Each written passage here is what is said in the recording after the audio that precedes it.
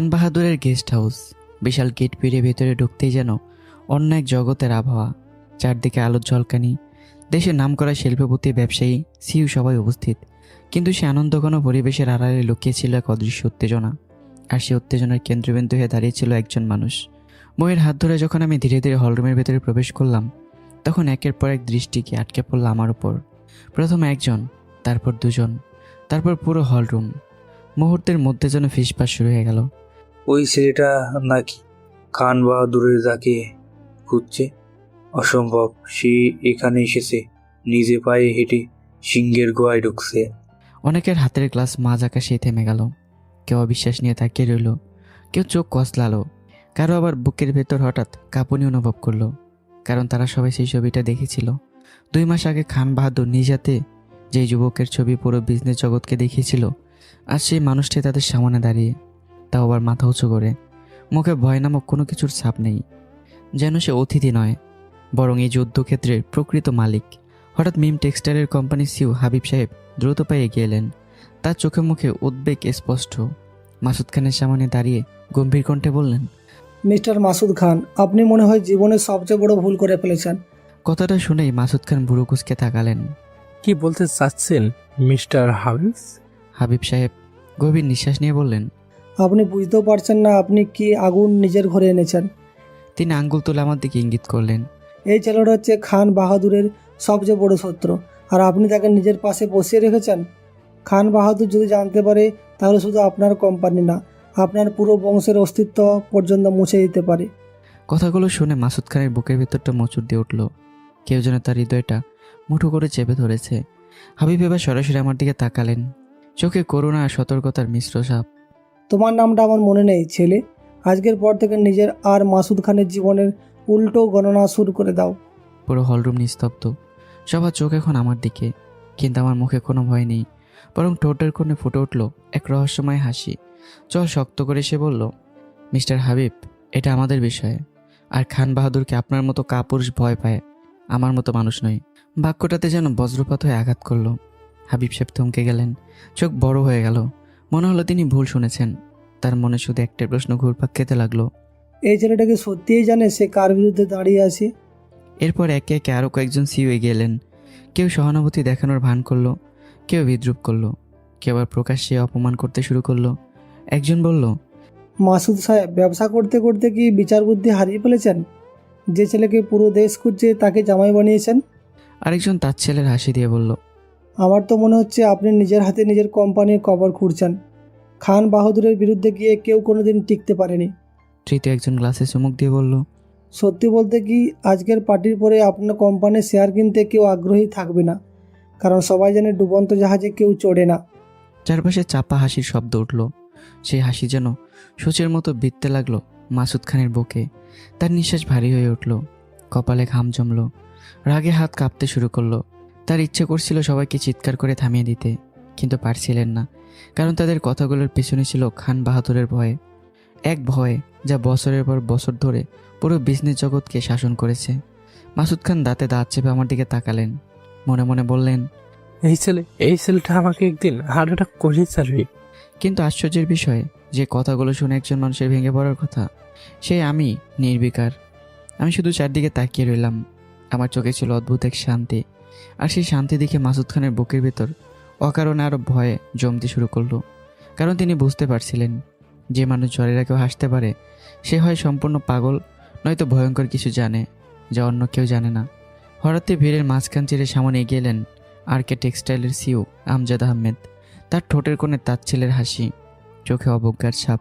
আমার সামনে দাঁড়িয়ে তিনি বললেন, মিস্টার, তোমাকে দেখে তো যথেষ্ট বুদ্ধিমান মনে হয়। মাসুদ খান না হয় বয়সের ভরে বা আবেগে ভুল সিদ্ধান্ত নিয়েছে, কিন্তু তোমার কি হয়েছে? চারপাশে থাকা কয়েকজন সিইও মুচকি হাসলো। আমজাদ আহমেদ আবার বললেন, খান বাহাদুরকে জানো?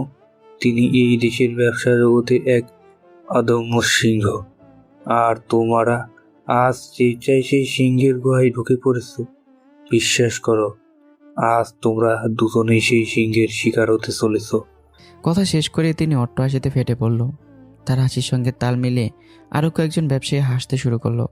কিন্তু সবার বিস্ময়ের সীমা রইল না যখন আমি হেসে উঠলাম। না, সেই হাসিতে কোনো ভয় ছিল না, সেই হাসিতে ছিল অদ্ভুত এক আত্মবিশ্বাস। আমি ধীরে ধীরে মাথা তুলে চারপাশে তাকালাম। তারপর, হ্যাঁ, এটা সিংহের গুহা, কিন্তু দুর্ভাগ্যবশত এই গুহার সবচেয়ে বড় সিংহ আমি নিজেই। মুহূর্তের মধ্যে পুরো হলরুম নিস্তব্ধ হয়ে গেল, যেন সময় নিজেই থমকে দাঁড়িয়েছে।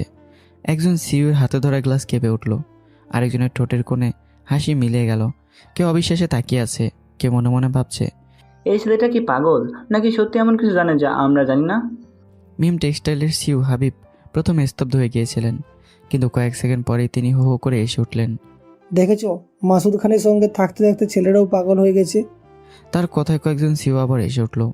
একজন বলল, খান বাহাদুরের সামনে দাঁড়িয়ে নিজেকে সিংহ বলবে? আরেকজন তার ছেলে সুরেই বলল। আমার মনে হয় আজকের পার্টির সবচেয়ে বড় বিনোদন এই ছেলেটা। তৃতীয়জন মাথা নেড়ে বলল, খান বাহাদুর যদি শুনি, তাহলে এই ছেলেটার অস্তিত্ব খুঁজে পাওয়া যাবে না। আরেকজন ফিসফিস করেই বলল। মাসুদ খান নিজের হাতে নিজের কবর খুঁড়ছেন। কটাক্ষ, বিদ্রুপ আর তুচ্ছ তাচ্ছিল্যের বৃষ্টি নেমে এলো চারদিক থেকে। কিন্তু আশ্চর্যের বিষয়, আমার মুখের হাসি একটু মুছে গেল না, যেন আমি সব শুনছি না। আর এই দৃশ্য দেখে মাসুদ খানের বুকের ভেতরটা মোচড় দিয়ে উঠল। রাগ, ভয়, উদ্বেগ সব মিলে তার শ্বাস ভারী হয়ে আসতে লাগলো। তিনি মনে মনে শুধু একটা কথাই বললেন, ইলাম, তুমি কি সত্যি জানো তুমি কার বিরুদ্ধে দাঁড়িয়েছো? ঠিক তখনই পুরো গেস্ট হাউস জুড়ে ভেসে এলো ঘোষণার কণ্ঠ। অ্যাটেনশন প্লিজ, খান বাহাদুর তার পরিবার নিয়ে উপস্থিত হচ্ছেন, সবাই নিজ নিজ আসনে বসে পড়ুন। মুহূর্তের মধ্যেই চারপাশে কোলাহল থেমে গেল। সবাই দ্রুত নিজেদের আসনে গিয়ে বসলো। কয়েক সেকেন্ড পর প্রধান প্রবেশদ্বার দিয়ে ধীর পদক্ষেপে ভেতরে প্রবেশ করলেন খান বাহাদুর। তার পাশে অরুমিতা, তার মা, আর একটু পেছনেই ইব্রাহিম খান ও শারমিন খান ও অরুর মা সামিরা খান। তাদের প্রবেশের সঙ্গে সঙ্গেই পুরো হলরুমের পরিবেশ বদলে গেল, যেন কোনো মানুষের নয়, একটি ভয়ঙ্কর শক্তির আগমন ঘটেছে। মাইক্রোফোন হাতে নিয়ে স্টেজে উঠলেন খান বাহাদুর। সবাই ভেবেছিল তিনি হয়তো অতিথিদের শুভেচ্ছা জানাবেন, কিন্তু না, তার প্রথম বাক্যেই সবার বুকের রক্ত হিম হয়ে গেল। শীতল ধারালো কণ্ঠে তিনি বললেন, আজ আমি সেই কোম্পানির কথা বলবো, যে কোম্পানি আমার সঙ্গে বিশ্বাসঘাতকতা করেছে। এক মুহূর্তে পুরো হলরুমে মৃত্যুসম নীরবতা নেমে এলো। অনেক সিইওর হাত কাঁপতে শুরু করলো, কারো গলা শুকিয়ে গেল, কারো কপালে বিন্দু বিন্দু ঘাম জমলো। মিম টেক্সটাইলের সিইও হাবিব ধীরে ধীরে মাথা গুছিয়ে মাসুদ খানের দিকে তাকালেন। তারপর ঠোঁটের কোণে রহস্যময় হাসি ফুটে উঠল। অন্যদিকে আমজাদ আহমদও গম্ভীর মুখে তাকিয়ে রইলেন মাসুদ খানের দিকে। তাদের চোখে স্পষ্ট লেখা, আজ তোমার সেই দিন। আর মাসুদ খান, তার অবস্থা তখন ভয়াবহ। হাত কাঁপছে, গলা শুকেও কাট, বুকের ভেতরে হৃদস্পন্দন যেন যুদ্ধের ঢোলের মতো বাজছে। রাগে, ভয়ে আর উদ্বেগে তিনি পাশে ফিরে তাকালেন আমার দিকে, কিন্তু সেখানে কোনো ভয় নেই, উদ্বেগ নেই, বরং আমার ঠোঁটে ফুটে আছে এক রহস্যময় হাসি। যে হাসি দেখে মাসুদ খানের বুকের ভেতর আবারও কেঁপে উঠল, কারণ তিনি বুঝতে পারছিলেন না যে আমি কি ভয়ঙ্কর বিপদের কথা বুঝতে পারছি না, নাকি এমন কোনো সত্য জানি যা পুরো হলরুমের কেউ জানে না। গেস্ট হাউসের বিশাল হলরুম, নীরবতা যেন ধীরে ধীরে ভয়ঙ্কর রূপ নিচ্ছিল। মঞ্চের উপর দাঁড়িয়ে আছে খান বাহাদুর। বয়স 80 ছুঁই হলেও তার কণ্ঠের গর্জনে এখনও বহু মানুষের বুক কেঁপে ওঠে। চারদিকে বসে আছে দেশের নামকরা শিল্পপতি, ব্যবসায়ী, বিভিন্ন কোম্পানির এমডি ও সিইওরা। কিন্তু আজ কারো মুখে হাসি নেই, কারণ সবাই জানে খান বাহাদুর যখন এভাবে মঞ্চে ওঠেন তখন ঝড় আসবেই। খান বাহাদুর মাইক্রোফোনটা শক্ত করে ধরে আবার বললেন, আমি বরাবর বলেছি মাসুদ খানের কোম্পানিকে কেউ সাহায্য করবে না, কিন্তু আমার চোখ ফাঁকি দিয়ে আমার পেছনে লুকিয়ে কেউ না কেউ তাকে সাহায্য করছে। তার কণ্ঠ ধীরে ধীরে আরও ভারী হয়ে উঠল। লন্ডন থেকে 3000 কোটি টাকার অর্ডার এনেছে মাসুদ খান, এবং মাত্র 2 মাসে সেই প্রজেক্ট সম্পূর্ণ করেছে। কথাটা শুনতেই পুরো হলরুমে চাপা গুঞ্জন ছড়িয়ে পড়ল। একের পর এক সিইও বিস্ময় একে অপরের দিকে তাকাতে লাগলো। কারো চোখ কপাল উঠে গেছে, কারো মুখ হা হয়ে গেছে, কারণ তারা সবাই জানে মাসুদ খানের বর্তমান ফ্যাক্টরির সক্ষমতা নিয়ে এমন প্রজেক্ট শেষ করা প্রায় অসম্ভব। একজন সিইও ফিসফিস করে বলল, অসম্ভব। আরেকজন গিলে ফেলল শুকনো টোক। 2 মাসে 3000 কোটি টাকার কাজ, এটা কিভাবে সম্ভব? ঠিক তখনই ধাম, খান বাহাদুর সামনে রাখা টেবিলে এমন জোরে এক আঘাত করলেন যেন পুরো হল কেঁপে উঠল। অনেকের বুক ধুক করে উঠল, কেউ কেউ চেয়ার থেকে প্রায় লাফিয়ে উঠল। রাগে খান বাহাদুরের চোখ রক্তবর্ণ হয়ে উঠেছে। তাহলে বলো, কিভাবে সম্ভব হলো? কেউ সাহায্য না করলে এই কাজ কখনো শেষ করা যেত না। তার গর্জনে যেন চার দেয়ালে প্রতিধ্বনি হতে লাগলো। হলরুমে বসে থাকা মানুষগুলোর গলা শুকিয়ে কাঠ হয়ে গেল। কারো হাত কাঁপছে, কারো কপাল বেয়ে ঘাম গড়িয়ে পড়ছে। সবাই এখন শুধু একটা কথাই ভাবছে, কে সেই কোম্পানি, কে সেই মানুষ যে খান বাহাদুরের নিষেধ অমান্য করার সাহস দেখিয়েছে। খান বাহাদুর ধীরে ধীরে সবার দিকে তাকালেন। তার চোখে তখন এমন এক ভয়ঙ্কর আগুন জ্বলছে যা দেখে মনে হচ্ছে তিনি কাউকে জীবন্ত গিলে ফেলতেও দ্বিধা করবেন না। এরপর ঠান্ডা অথচ হাড়হিম করা কণ্ঠে বললেন, যে কোম্পানি এই কাজ করেছে সেই কোম্পানির মালিক এমডি বা সিইওকে আমি 5 মিনিট সময় দিচ্ছি, নিজে এসে আমার পায়ে পড়ে ক্ষমা চাইবে। আর যদি আমাকে নিজে খুঁজে বের করতে হয় তাহলে আমি ওয়াদা করছি শুধু কোম্পানি নয়, তার পুরো বংশের অস্তিত্ব বাংলাদেশ থেকে মুছে দেব। কথাগুলো শেষ হতে পুরো হলরুমে মৃত্যুর নীরবতা নেমে এলো। কেউ নড়ছে না, কেউ শ্বাস নেওয়ার শব্দ পর্যন্ত করছে না। অনেক সিইওর মনে হচ্ছে আজ হয়তো কোনো না কোনো কোম্পানির শেষ দিন। মিম টেক্সটাইলের সিইও হাবিব মুচকে আসলো। তার দৃষ্টি গিয়ে থামলো মাসুদ খানের ওপর, চোখে স্পষ্ট বিদ্রুপ। আরকে টেক্সটাইলের সিইও আমজাদ আহমেদও অসহায় দৃষ্টিতে তাকিয়ে আছে মাসুদ খানের দিকে। মনে হচ্ছে তার আগেভাগে তার পরিণতি দেখে ফেলেছে। এদিকে মাসুদ খানের অবস্থা সবচেয়ে করুণ। তার হাতের আঙ্গুল কাঁপছে, কপাল ভিজে গেছে ঘামে, হৃৎপিণ্ড যেন বুক ভেঙে বেরিয়ে আসতে চাইছে। আর তার সমস্ত রাগ এসে জমেছে একটা মানুষের ওপর। তিনি আমার দিকে দাঁতে দাঁত চেপে তাকিয়ে আছেন, মনে মনে বলছে, আমি বলেছিলাম না আসতে, আমি বলেছিলাম পালিয়ে যেতে, এখন সব শেষ। কিন্তু ঠিক তখনই পুরো হলরুমকে স্তব্ধ করে দিয়ে একটি চেয়ার সরে যাওয়ার শব্দ শোনা গেল। কর্কশ, ধীর কিন্তু ভয়ঙ্কর। সবাই একসাথে ঘুরে তাকালো। দেখলো আমি দাঁড়িয়ে আছি। আমার মুখে কোনো ভয় নেই, কোনো দ্বিধা নেই, বরং চোখে জ্বলছে এক অদ্ভুত আত্মবিশ্বাস, যেন আমি শিকার নই, শিকারী। পরক্ষণেই, মিস্টার খান বাহাদুর, তাহলে আপনি নিজে নিজের পায়ে পড়ে যান। 1 সেকেন্ড, 2 সেকেন্ড, 3 সেকেন্ড, পুরো হলরুম নিথর। কারণ নিঃশ্বাস চলছে কিনা তা বোঝা যাচ্ছে না। এরপর আমি আবারও বললাম, কারণ মাসুদ খানকে সাহায্য করেছেন আপনি নিজেই। এমন সময় ধপ করে শব্দ। কোথাও থেকে একজনের হাত থেকে পানির গ্লাস পড়ে ভেঙে গেল। কেউ দাঁড়িয়ে পড়ল, কেউ চেয়ার আঁকড়ে ধরল, কেউ নিজের কানকে বিশ্বাস করতে পারছে না। আমি কি সত্যি খান বাহাদুরকে এই কথা বললাম? সবার সামনে, তারই নিজের গেস্ট হাউসে। এদিকে খান বাহাদুরের মুখের রং মুহূর্তে বদলে গেল। চোখ দুটো রক্তের মতো লাল হয়ে উঠল। রাগে তার বুক ওঠানামা করছে। তিনি ধীরে ধীরে তাকালেন আর প্রথমবারের মতো দেখলেন আমাকে। অন্যদিকে হলরুমে বসে থাকা সিইওদের অবস্থাও কম ভয়াবহ নয়। কিছুক্ষণ আগেও যারা আমাকে নিয়ে হাসাহাসি করছিল, কটাক্ষ করছিল, তারা এখন পাথরের মূর্তির মতো বসে আছে। হাবিবের ঠোঁটের হাসি উধাও। আমজাদ আহমেদের চোখ প্রায় কোটর থেকে বেরিয়ে আসার অবস্থা। অনেকের মনে একই প্রশ্ন ঘুরপাক খাচ্ছে। এই ছেলেটা মানুষ তো নাকি পাগল, নাকি এমন কেউ যাকে আমরা এখনও চিনতেই পারিনি? আর ঠিক সেই মুহূর্তে গেস্ট হাউসের বাতাস ভারী হয়ে উঠল। কারণ সবাই বুঝতে পারলো আজ শুধু একটা পার্টি হচ্ছে না, আজ শুরু হতে যাচ্ছে এমন সংঘর্ষ যার অভিঘাতে হয়তো বাংলাদেশের ব্যবসায়িক জগৎটাই কেঁপে উঠবে। আমার কথাটা যেন বজ্রপাতের মধ্যে আঘাত করছিল পুরো হলরুমে। আমি আবারও বলে উঠলাম, কারণ মাসুদ খানের 3000 কোটি টাকার প্রজেক্ট সফল হওয়ার পেছনে সবচেয়ে বড় অবদান আপনারই মিস্টার খান বাহাদুর। আমার কথাটা শেষ হতেই চারদিকে এমন নীরবতা নেমে এলো যেন শত শত মানুষের ভিড়ের মাঝেও পৃথিবী হঠাৎ শব্দ হারিয়ে ফেলেছে। খান বাহাদুরের চোখ ধীরে ধীরে শুরু হয়ে এলো। তারপর বিষাক্ত দৃষ্টিতে তাকিয়ে বললেন, কে বললো এটা? তার কণ্ঠে এমন এক ভয়ঙ্কর শীতলতা ছিল যা শুনে অনেকের বুক কেঁপে উঠল। কিন্তু আমার কোনো পরিবর্তন নেই, বরং ঠোঁটের কোণে হালকা হাসি ফুটে উঠল। বয়স হয়েছে তাই কানে কম শুনেছেন। আমি বলেছি নিজের পায়ে নিজেই পড়ে ক্ষমা চেয়ে নিন। কারণ মাসুদ খানের 3000 কোটি টাকার প্রজেক্ট সময় মতো শেষ হওয়ার পেছনে সবচেয়ে বড় অবদান আপনারই। ধপ করে শব্দ, মনে হলো কারো বুকের ভেতর বিস্ফোরণ ঘটেছে। অনেক সিইও অবিশ্বাসে একে অপরের দিকে তাকালো। এতক্ষণে খান বাহাদুর যতটা রেগেছিলেন তার চেয়ে 1000 গুণ বেশি রেগে গেলেন এই কারণে যে আমি এই কথাগুলো বললাম। ঠিক তখনই অরুমিতার চোখ গিয়ে পড়ল আমার মুখের ওপর। আর পর মুহূর্তে তার শরীর কেঁপে উঠল, এমনভাবে কেঁপে উঠল যে সে প্রায় চেয়ার থেকে পড়ে যাচ্ছিল। সৌভাগ্যবশত তার মা সামিরা খান দ্রুত তাকে ধরে ফেললেন। অরুমিতার মুখের রং উধাও, হাত পা ঠান্ডা হয়ে আসছে। তার মনে হচ্ছিল যেন অতীতের কোনো ভয়ঙ্কর দুঃস্বপ্ন হঠাৎ বাস্তব হয়ে সামনে দাঁড়িয়ে গেছে। খান বাহাদুর দাঁতে দাঁত চেপে বললেন, আব্রাহাম, তোর এত বড় সাহস, তুই আমাকে কটাক্ষ করে কথা বলিস? এমনিতেই তোকে আমি খুঁজছি। কথাগুলো পুরো হলরুমে প্রতিধ্বনিত হলো, কিন্তু আমি বুড়ো পর্যন্ত কোসকালাম না, বরং ধীরে ধীরে নিজের জায়গা থেকে উঠে দাঁড়ালাম। তারপর 1 পা 2 পা 3 পা সোজা মঞ্চের দিকে হাঁটতে শুরু করলাম। আমার প্রতিটি পদক্ষেপ যেন উপস্থিত মানুষগুলোর হৃদস্পন্দন বাড়িয়ে দিচ্ছিল। মাসুদ খানের অবস্থা তখন ভয়াবহ। তার হাত কাঁপছে, গলা শুকিয়ে কাঠ, মনে হচ্ছে বুকের ভেতর হৃৎপিণ্ডটা এখনই বেরিয়ে আসবে। তিনি অসহায় চোখে আমার দিকে তাকিয়ে আছেন। অন্যদিকে উপস্থিত সব সিউ বিস্ময়ে হতবাক। কারো চোখে অবিশ্বাস, কারো চোখে আতঙ্ক, কারো চোখে কৌতূহল। অরুমিতা থরথর করে কাঁপছে। তার নখ নিজের হাতুর তালুতে বসে গেছে।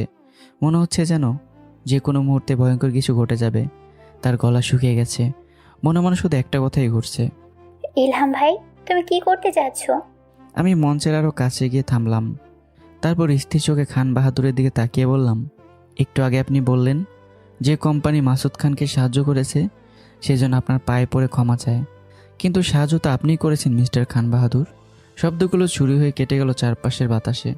পুরো হলরুমের মানুষের নিঃশ্বাস যেন এক মুহূর্তের জন্য থেমে গেল। কেউ নিজের কানকে বিশ্বাস করতে পারছে না। কেউ মনে করছে এটা হয়তো দুঃস্বপ্ন। হঠাৎ খান বাহাদুর বজ্র গর্জনের মতো চিৎকার করে উঠলেন, তোর সাহস অনেক বেড়ে গেছে আব্রাহাম। তোকে আবার জেলে পাঠাতে হবে, না হয় তোর অস্তিত্ব পৃথিবী থেকে মুছে দিতে হবে। এই কথা শুনে ময়ের বুক ধুক করে উঠল। তার চোখে ভয় স্পষ্ট ফুটে উঠল। মনে হচ্ছিল অদৃশ্য কোনো অন্ধকার ধীরে ধীরে তাদের গিলে ফেলছে। পাশ থেকে মাসুদ খান ফিসফিস করে বললেন, আমি বলেছিলাম লন্ডন চলে যেতে, কিন্তু তোরা শুনলি না। এখন বুঝবি খান বাহাদুরের আসলে কি জিনিস। অন্যদিকে অনেক সিওয়ের মুখে তৃপ্তির হাসি ফুটে উঠেছে। তারা যেন অপেক্ষা করছিল এই মুহূর্তটার জন্য। কিন্তু আমি এখনও স্থির। আমার চোখে এখনও সেই ভয়ঙ্কর আত্মবিশ্বাস। মিস্টার খান বাহাদুর, সব কিছু এত সহজ না। আমি এতদিন চুপ ছিলাম, সময়ের অপেক্ষা করছিলাম।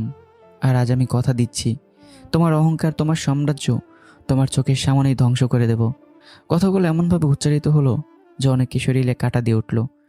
কিছু সিউ অনিচ্ছা সত্ত্বেও ঢোক গেল, কারণ তারা প্রথমবার অনুভব করলো এটা শুধু রাগ নয়, এটা প্রতিশোধের ঘোষণা। খান বাহাদুরের মুখ রক্তবর্ণ হয়ে উঠল। তিনি মাইক্রোফোন ছুঁড়ে ফেলে গর্জে উঠলেন, ধরো ওকে, এখনই ধরো। সঙ্গে সঙ্গে দুজন বিশাল দেহী বডিগার্ড ঝাঁপিয়ে পড়ল আমার দিকে। কিন্তু পরের কয়েক সেকেন্ডে যা ঘটল তা দেখে উপস্থিত মানুষগুলোর চোখ বিস্ফোরিত হয়ে গেল। প্রথম বডিগার্ড আমার দিকে হাত বাড়াতেই ধাম, সে মাটিতে ছিটকে পড়ল। দ্বিতীয়জন আক্রমণ করতে এগোতেই আরেকটি প্রচণ্ড আঘাতে সেও মেঝেতে গড়িয়ে পড়ল। দুজনেই কাতরাতে লাগলো। আর আমি দাঁড়িয়ে রইলাম ঠিক আগের জায়গাতেই, যেন কিছু হয়নি। পুরো হলরুমে শোরগোল শুরু হয়ে গেল।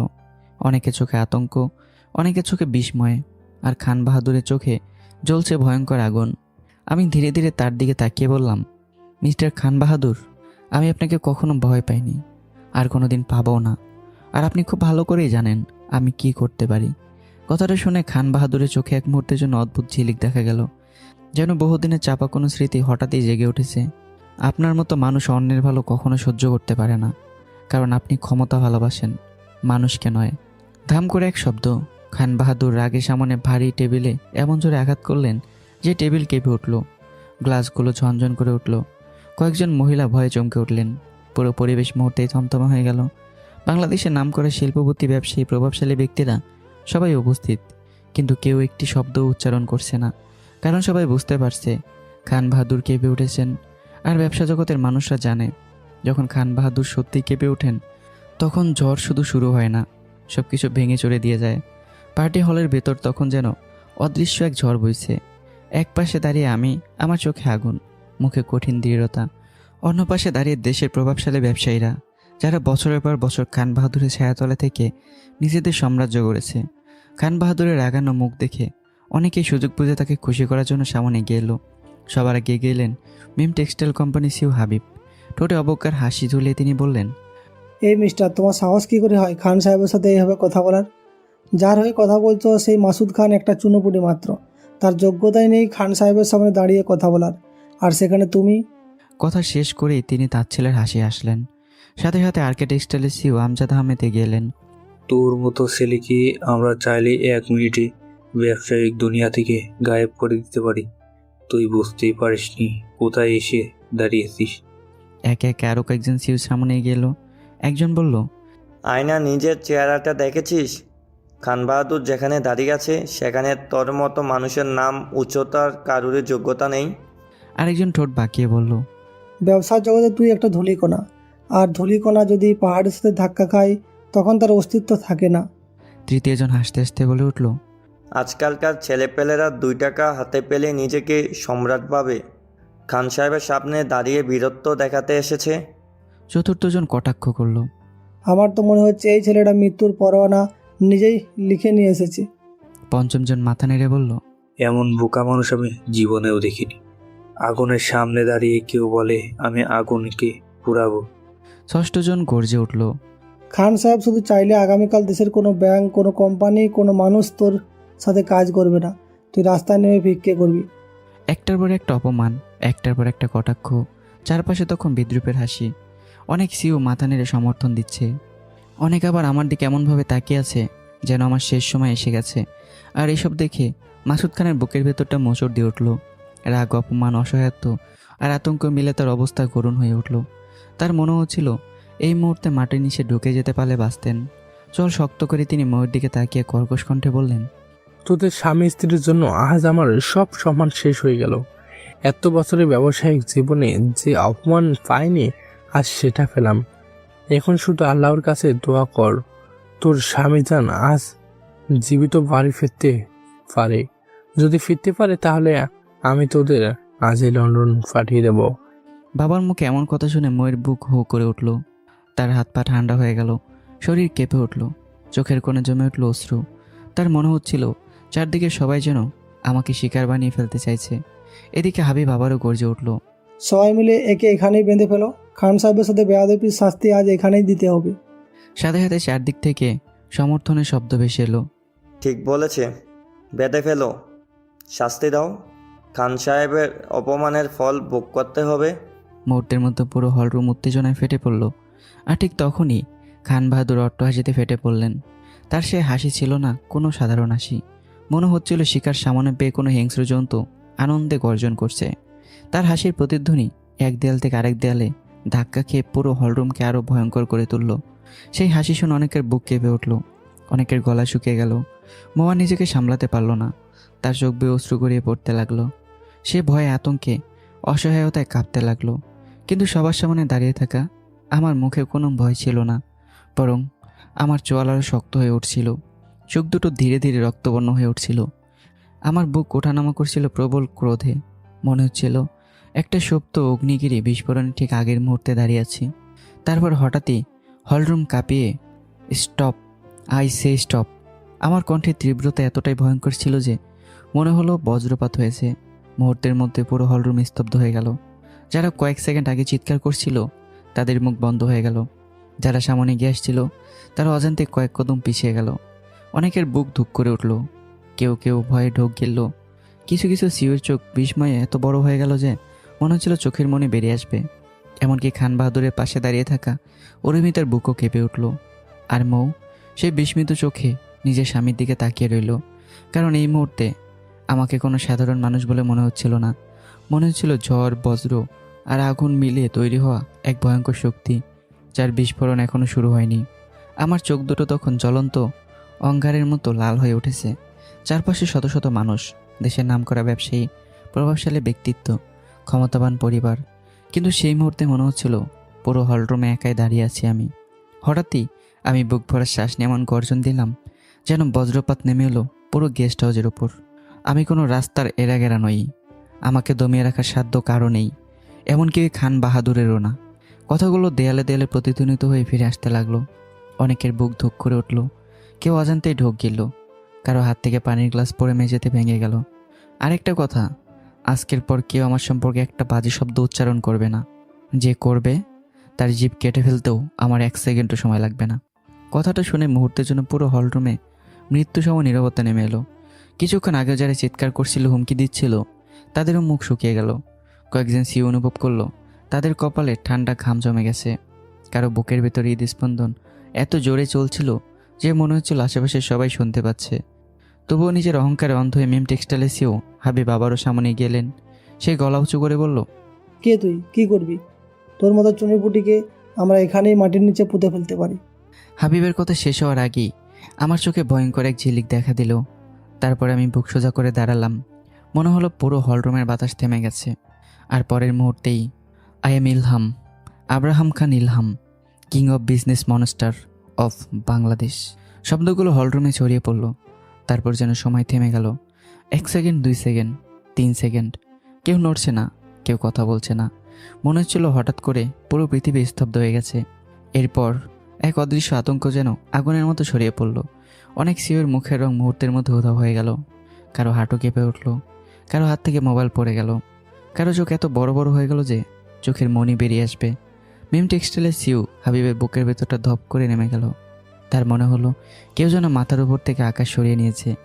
মনে মনে সে কাঁপতে কাঁপতে বলল, এটাই তাহলে কিং অফ বিজনেস মাস্টার। আমি কি পাগল হয়ে গিয়েছিলাম? আমি না জেনে না বুঝে মৃত্যুর সাথেই ঝামেলা করতে নেমেছিলাম। হে আল্লাহ, আমি কি করলাম? অন্যদিকে আরকে টেক্সটাইলের সিউ আমজাদ আহমেদের ঠোঁট শুকিয়ে কাঠ, তার হাত কাঁপছে। মনে মনে সে বলল, ও মাই গড, আমি তো বাঘের লেজ না, পুরো বাঘের গলায় হাত দিয়ে টানাটানি করছিলাম। এখন যদি সে আমার দিকে তাকাও, আমি শেষ। পাশে দাঁড়িয়ে থাকা ইউনিভার্সাল টেক্সটাইলের চেয়ারম্যান রহমান সাহেবের মুখ প্যাকাশ হয়ে গেছে। তিনি মনে মনে বললেন, এই কারণে কি বিদেশি বিজনেস সার্কেলে তার নাম শুনলেই মানুষ চুপ হয়ে যেত? আমি ভেবেছিলাম সব গল্প, কিন্তু আজ বুঝলাম গল্প না, বাস্তব আরও ভয়ঙ্কর। আরেকজন সিউ শাহরিয়ার গ্রুপের প্রধান নিজের কাপা হাত লুকাতে লুকাতে মনে মনে বলল, যে ছেলের বিরুদ্ধে খান বাহাদুর নিজে যুদ্ধ ঘোষণা করেছে সে সাধারণ কেউ হতে পারে না। আজ বুঝলাম আমি কত বড় ভুল করেছিলাম। এক কোণে দাঁড়িয়ে থাকা রিয়াজ ইন্ডাস্ট্রিজের মালিক বুক ধরপড় করছে তার। মনে মনে বলল, আমরা এতক্ষণ যাকে অপমান করেছি সে বাংলাদেশের ব্যবসা জগতের জীবন্ত মাস্টার। এটা যদি বাইরে ছড়ায় আমাদেরই সম্মান শেষ। আরেকজন শিল্পপতি মনে মনে শুধু একটা কথাই বলছিল, Khan Bahadur king of business master. আজ দুইটা দানব মুখোমুখি দাঁড়িয়ে আছে, এই লড়াইয়ে বাংলাদেশ কেঁপে উঠবে। এদিকে মাসুদ খান, তিনি যেন পাথরের মূর্তি হয়ে গেছেন। তার চোখ বড় বড় হয়ে আছে, নিঃশ্বাস নিতে পর্যন্ত ভুলে গেছেন। কানে যেন বারবার একই শব্দ বাজছে, king of business monster, king of business monster. তার মনে পড়ছে দাদা ভাইয়ের কথা, মনে পড়ছে আমার অদ্ভুত আত্মবিশ্বাস, মনে পড়ছে সেই রহস্যময় হাসি। হঠাৎই তার ঠোঁট কেঁপে উঠল। মনে মনে বলল, তাহলে তাহলে এতদিন আমার বাড়িতে আমার মেয়ের স্বামী হয়ে বাংলাদেশের সবচেয়ে ভয়ঙ্কর ব্যবসায়ী বাস করেছিল। তার বুকের ভেতরটা কেঁপে উঠল। এমন ধাক্কা জীবনে কখনো পাননি তিনি। আর মৌ, সে যেন নিজের কানকে বিশ্বাস করতে পারছে না। তার আঙুলগুলো কাঁপছে, চোখ বড় বড় হয়ে গেছে, মনে হচ্ছে চারপাশে ঝাপসা হয়ে আসছে। তার মাথার ভেতর শুধু একটা কথাই ঘুরছে, আব্রাহাম, আমার আব্রাহাম। এই মানুষটা আসলে কে? আমি এতদিন কার পাশে ঘুমিয়েছি, কার ভালোবাসায় নিজেকে সঁপে দিয়েছি। তার বুকের ভিতর দর্পর শব্দ বাড়তে লাগলো। কিন্তু আশ্চর্যের বিষয়ে ভয়ের চেয়ে গর্বটাই বেশি অনুভব করলো সে। কারণ পুরো হলরুম যেখানে আতঙ্কে জমে গেছে, সেখানে আমি দাঁড়িয়ে আছি মাথা উঁচু করে। আর সবার সামনে দাঁড়িয়ে থাকা খান বাহাদুরের চোখও প্রথমবারের মতো দেখা গেল এক অদ্ভুত, গভীর, বিপজ্জনক নীরবতা। যেন বহু বছরের অপেক্ষার পর সে অবশেষে তার প্রকৃত প্রতিপক্ষকে সামনে পেয়েছে। মাসুদ খানের মাথার ভেতর তখন যেন ঝড় বয়ে যাচ্ছে। একের পর এক বিস্ফোরণের মতো সত্য সামনে আসছে, আর তিনি কোনো কিছুর হিসাব মেলাতে পারছেন না। তার বুকের ভেতর ধুকপুক শব্দ বাড়তেই থাকলো। কিং অফ বিজনেস মনস্টার, এই নামটা যেন তার মাথার ভেতর ঘুরপাক খাচ্ছে। হঠাৎ তার মনে পড়লো বহু বছরের পুরনো কিছু ঘটনা, কিছু মুখ, কিছু স্মৃতি, কিছু অসমাপ্ত প্রশ্ন। আর পরক্ষণেই তার চোখ বিস্ময়ে বড় হয়ে গেল। মনে মনে ফিসফিস করে উঠলেন, কিং অফ বিজনেস মাস্টার আফরাহিম খান ইলহাম। খান বাহাদুরের নাতির নামও তো ইলহাম। তাহলে তাহলে কি? কথাটা সম্পূর্ণ করার সাহসও পেলেন না তিনি। এদিকে উপস্থিত সিউদের মুখে তখন আর আগের সাহস নেই। কয়েক মিনিট আগেও যারা আমাকে অপমান করছিল, তারা এখন ভীতু চোখে একে অপরের দিকে তাকাচ্ছে। অবশেষে একজন কাপা গলায় বলল, স্যার, আমরা আপনাদের এই ঝামেলার মধ্যে নেই। আরেকজন দ্রুত বলে উঠল, জি স্যার, এটা আপনাদের বিষয়। পরক্ষণেই সবাই সমস্বরে মাথা নাড়ল। আর আমি চারপাশে তাকিয়ে বললাম, তাহলে সবাই চুপচাপ এখান থেকে চলে যান। এক মুহূর্ত দেরি করলো না কেউ। মনে হচ্ছিল সবাই মুক্তির পথ পেয়ে গেছে। একজন, দুজন, তিনজন, একে একে পুরো হলরুম ফাঁকা হতে শুরু করলো। যারা কিছুক্ষণ আগেও খান বাহাদুরের প্রশংসায় পঞ্চমুখ ছিল, তারাই এখন মাথা নিচু করে গেস্ট হাউস ছেড়ে চলে যাচ্ছে। মাত্র কয়েক মিনিটের মধ্যে বিশাল হলরুম প্রায় খালি হয়ে গেল। চারদিকে নেমে এলো অদ্ভুত এক নীরবতা। সেই নীরবতা ভেঙে খান বাহাদুর বজ্র কণ্ঠে গর্জে উঠলেন, ইলহাম, তোকে আমি শেষ করে দেব। তুই খুব বড় ভুল করে ফেলেছিস। তার কণ্ঠের তীব্রতায় আশেপাশের বাতাস পর্যন্ত কেঁপে উঠল। তখন অরুমিতা বিদ্যু চোখের সামনে এগিয়ে এলো। তার গলা কাঁপছে। তো দাদু, সে বলেছে আপনি নিজেই মাসুদ খানকে সাহায্য করেছেন। এত বড় অপবাদ। কথাটা শেষ হতে আমি অট্টহাসিতে ফেটে পড়লাম। আমার সে হাসিতে বিদ্রুপ ছিল, অহংকার ছিল, আর ছিল এমন এক আত্মবিশ্বাস যা উপস্থিত সবাইকে অস্বস্তিতে ফেলে দিল।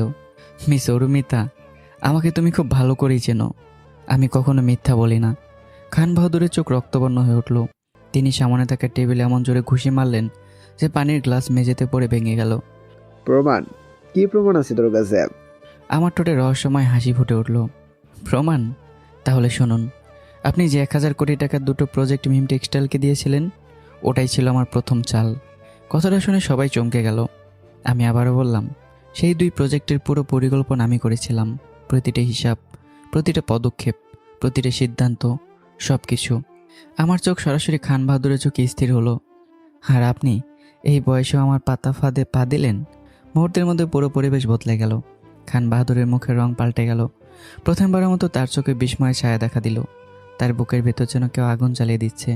তিনি বিশ্বাসই করতে পারছেন না যে ছেলেটাকে তিনি ধ্বংস করে দিয়েছেন বলে ভেবেছিলেন, সেই ছেলে এতদিন ধরে তাকে খেলিয়ে যাচ্ছে। অরিমিতার মুখ হা হয়ে গেল, চোখ বড় বড় হয়ে উঠল। তার মনে হচ্ছিল পৃথিবীটা উল্টে গেছে। শারমিন খান কাঁপতে কাঁপতে চেয়ারের হাতও লাকড়ে ধরলেন। তার নিঃশ্বাস ভারী হয়ে উঠেছে। সামিরা খানের ঠোঁট শুকিয়ে কাঠ। ইব্রাহিম খান স্থির হয়ে দাঁড়িয়ে আছেন, কিন্তু তার চোখে জমে উঠেছে জল। কারণ অনেকদিন পর তিনি নিজের ছেলের শক্তি নিজের চোখে দেখছেন। আর মাসুদ খান, তিনি যেন বাস্তবতা আর অবাস্তবতার মাঝখানে দাঁড়িয়ে আছেন। তার মনে হচ্ছিল, আমি কি স্বপ্ন দেখছি? এই ছেলেটা আসলে কে? খান বাহাদুরকে কেউ এভাবে দাবার গুটির মতো ব্যবহার করতে পারে? তাহলে তার ক্ষমতা শেষ কোথায়? এদিকে আমি মুচকি এসেই বললাম, কি হলো মিস্টার বাহাদুর, এত দ্রুত শখ খেয়ে গেলেন? এখনও তো অনেক কিছুই বাকি আছে মিস্টার বাহাদুর। দুটো শব্দ শুনে খান বাহাদুর কেঁপে উঠলেন সামান্য, কিন্তু উপস্থিত সবাই সেটা লক্ষ্য করলো। তার বুকের ভেতর পুরনো স্মৃতিরা ঝড় তুলল। তিনি নিজের অজান্তেই বিড়বিড় করে উঠলেন, আজ আজ আমার হাতে তৈরি করা ছেলে আমার চোখে চোখ রেখে আমার নাম ধরে কথা বলছে। আমার এত খারাপ দিনও দেখতে হবে? প্রথমবারের মতো তার কণ্ঠে ক্লান্তি ছায়া ফুটে উঠল। ঠিক তখনই মৌ ছুটে এসে আমার হাত শক্ত করে জড়িয়ে ধরল। তার চোখ ভিজে গেছে, গলায় কান্না। প্লিজ আব্রাহাম, চলো এখান থেকে চলে যাই প্লিজ, আমার খুব ভয় করছে। মৌয়ের কাঁপতে থাকা হাতের স্পর্শ অনুভব করলাম। কয়েক সেকেন্ড আগেও যার চোখে আগুন জ্বলছিল, সেই চোখে হঠাৎই এক ফোঁটা কোমলতা নেমে এলো।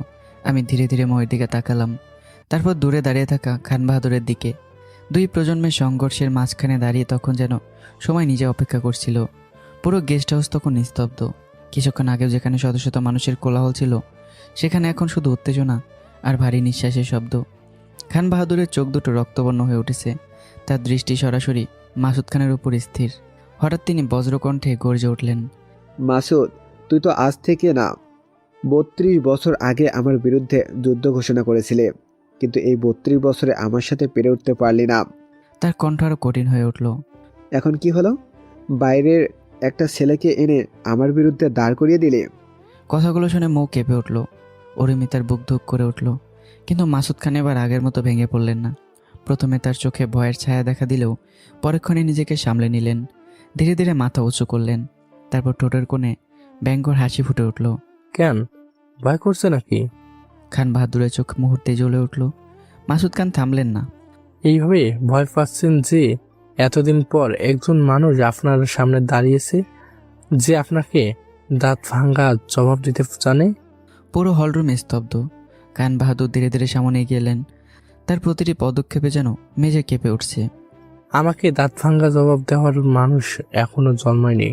যদি সাহস থাকে তুই নিজে লড়াই কর, নয়তো তোর নিজের কাউকে বল। মুহূর্তের জন্য নীরবতা। তারপর মাসুদ খান হঠাৎ মুচকি এসে উঠলেন। তিনি আমার দিকে তাকালেন, তারপর সবার সমান আমার পিঠে আলতো একটা চাপড় মেরে বললেন, ইলহাম আমার পর কেউ না, সে আমার একমাত্র মেয়ে, ময়ূর স্বামী, সে আমার জামাই। শব্দগুলো বাতাসে ভেসে উঠতেই যেন সময় থমকে গেল। সবচেয়ে বড় ধাক্কাটা খেল অরুমিতা। তার চোখ বিস্ফোরিত হয়ে গেল, মুখ ফ্যাকাশে। সে একবার আমার দিকে তাকায়, একবার মৌয়ের দিকে, তারপর আবার মাসুদ খানের দিকে। নিজের কানকে বিশ্বাস করতে না পেরে সে সত্যি কানে হাত দিল। মনে মনে শুধু একটা কথাই ঘুরছে, না, এটা হতে পারে না। আব্রাহাম বিয়ে করেছে, তাও বউকে। না না, আমি ভুল শুনছি। তার বুকের ভেতরটা মোচড় দিয়ে উঠল। অন্যদিকে দ্বিতীয় ধাক্কাটা খেল ইব্রাহিম খান ও শারমিন খান। দুজনে স্তব্ধ, তাদের চোখে বিস্ময়। তাদের ছেলে বিয়ে করেছে, জীবনের এত বড় সিদ্ধান্ত, আর তারা কিছুই জানে না। শারমিন খানের চোখ ভিজে উঠল। ইব্রাহিম খান স্থির দাঁড়িয়ে রইলেন, কিন্তু তার বুকের ভেতর যেন ঝড় বইছে। আর সবচেয়ে অদ্ভুত প্রতিক্রিয়াটা হলো খান বাহাদুরের। তিনি প্রথমে স্থির হয়ে গেলেন, তারপর ধীরে ধীরে আমার দিকে তাকালেন। দীর্ঘক্ষণ, খুব দীর্ঘক্ষণ। সেই চোখে প্রথমবারের মতো রাগের সাথে মিশে গেল বিস্ময়ে, যেন তিনি হঠাৎ করে নতুন একটা হিসাব খুঁজে পেয়েছেন। তার নাতি, তার সবচেয়ে বড় শত্রুর জামাই, এই সমীকরণ তিনি কল্পনাও করেননি। তার ঠোঁট কেঁপে উঠল। তারপর হঠাৎ করে তিনি অট্টহাসিতে ফেটে পড়লেন। সেই হাসি ছিল অদ্ভুত, ভয়ঙ্কর, আর রাগে ভরা, আর খানিকটা বিদ্রুপে মাখা। ওহ, তাহলে চাচা ভাতিজা মিলে আমার বিরুদ্ধে যুদ্ধ ঘোষণা করেছিস? বেশ, দেখি তোরা কি করতে পারিস। চাচা ভাতিসা শব্দটা শুনেই যেন বজ্রপাত হলো। মাসুদ খানের মুখের হাসি মিলিয়ে গেল। তার চোখ বড় বড় হয়ে উঠল, শরীর কেঁপে উঠল। মনে হলো পৃথিবীটা হঠাৎ পাল্টে গেছে। মৌ স্থির হয়ে গেল। তার হাত থেকে প্রায় আমার হাত ছুটে যাচ্ছিল। সে হতভঙ্গ চোখে কখনো খান বাহাদুরের দিকে, কখনো আমার দিকে তাকাতে লাগলো। অরিমিতা তো প্রায় নিঃশ্বাস নিতে বলে গেছে। তার মনে হচ্ছে চাচা ভাতিজা, তার মানে মাসুদ খান খান পরিবারের রক্ত। তাহলে সে... কথাগুলো মাথায় আসতে তার বুক কেঁপে উঠল। আর আমি যেন মুহূর্তের জন্য জমে গেলাম। জীবনে প্রথমবার আমার চোখে বিস্ময়ের ঝলক দেখা দিল। কি, আমার চাচা মানে? একই সাথে মাসুদ খানও বলে উঠলেন, ভাতিজা বলতে কি বোঝাতে চাচ্ছেন আপনি? ঠিক তখনই ইব্রাহিম খান মানে বাবার সামনে গেলেন। তার কণ্ঠ ভারী। মাসুদ, তুই বাবার সাথে বেয়াদবি করছিস। হাজার হলো তিনি আমাদের বাবা। কথাটা শুনেই আমি যেন বিদ্যুৎ স্পষ্ট হলাম। আমার চোখ মুহূর্তেই বাবার দিকে চলে গেল, তারপর ধীরে ধীরে মাসুদ খানের দিকে। দুজনের চোখ এক হলো। মাসুদ খান খুব আস্তে মাথা নাড়লেন, শুধুই একটা ইশারা, কিন্তু সেই ইশারায় আমার পৃথিবী কাঁপিয়ে দেওয়ার জন্য যথেষ্ট ছিল। আমার চোখে একসাথে বিস্ময়, রাগ আর অবিশ্বাস খেলে গেল। এদিকে মাসুদ খান আর নিজেকে ধরে রাখতে পারলেন না। 32 বছরে জমে থাকা খুব বিস্ফোরিত হলো। তিনি গর্জে উঠলেন, তোমার মতো আমি চুরি পরে বসে থাকি না। আমার কাছে অন্যায়কারী মানে অন্যায়কারী, সে বাবা হোক অথবা সন্তান, আমি প্রতিবাদ করবই। তার কণ্ঠে এমন এক দৃঢ়তা ছিল যে মুহূর্তের জন্য পুরো হলরুম আবার নীরব হয়ে গেল। আর সেই নীরবতার মাঝখানে দাঁড়িয়ে থাকা আমি অনুভব করলাম, আজকের রাত শুধু ক্ষমতা লড়াই নয়, আজকের রাত রক্তের সম্পর্ক, বিশ্বাসঘাতকতা, ভালোবাসা আর প্রতিশোধের সব হিসাব একসাথে খুলে বসেছে। কেউ কথা বলছে না, কেউ নড়ছে না। মনে হচ্ছিল কয়েক মুহূর্ত আগে বিস্ফোরিত সত্যগুলো এখনও সবার মাথার ভেতর বজ্রপাতের মতো আঘাত করেই যাচ্ছে। ঠিক সেই সময় আমি ধীরে ধীরে সামনে এগিয়ে গেলাম। আমার চোখ দুটো রক্তবর্ণ, চোয়াল শক্ত, মুখের প্রতিটি রেখে জমে আছে বছরের পর বছর ধরে সঞ্চিত ক্ষোভ, অপমান আর বেদনা। আমি আব্রাহাম খান ইলহাম ঘোষণা দিচ্ছি, আমি এতিম। আমার কোনো মা নেই, আমার কোনো বাবা নেই। যে পরিবার বিনা অপরাধে আমাকে অপমানের শেষ সীমায় পৌঁছে দিতে পারে, সেই পরিবারের সঙ্গে আমার কোনো সম্পর্ক নেই। কথাগুলো শেষ হতেই মনে হলো কারো বুকের ভেতর ছুরি ঢুকে গেল। শারমিন খানের ঠোঁট কেঁপে উঠল, চোখ মুহূর্তেই ভিজে গেল। মায়ের হৃদয় যেন চিৎকার করে উঠল। তার মনে পড়ে গেল ছোট্ট সেই ছেলেটার কথা, যে একসময় তার আঁচল ধরে ঘুরে বেড়াতো। আর সেই ছেলে সবার সামনে দাঁড়িয়ে বলছে, আমার কোনো মা নেই। পাশে দাঁড়িয়ে থাকা বাবার অবস্থা ভয়াবহ। তার বুকের ভেতরটা মোচড় দিয়ে উঠল। মনে হচ্ছিল কেউ তার কলিজা ছেড়ে টুকরো টুকরো করে ফেলছে। কিন্তু তিনি কিছু বুঝতে পারলেন না, কারণ তার ছেলের চোখে তিনি শুধু রাগ দেখছেন না, দেখছেন বছরের পর বছর জমে থাকা অভিমান। এদিকে আমি আবারও সামনে তাকালাম। আমার চোখ এবার স্থির হলো খান বাহাদুরের ওপর। আমি আব্রাহাম খান ইলহাম ওয়াদা করছি, খান টেক্সটাইল ইন্ডাস্ট্রির অস্তিত্ব আমি মুছে দেব। এই সাম্রাজ্য আমি ধ্বংস করে ছাই করে দেব। শব্দগুলো যেন এক একটা কামানের গোলা হয়ে আঘাত করলো। খান বাহাদুরের মুখ বিকৃত হয়ে গেল রাগে।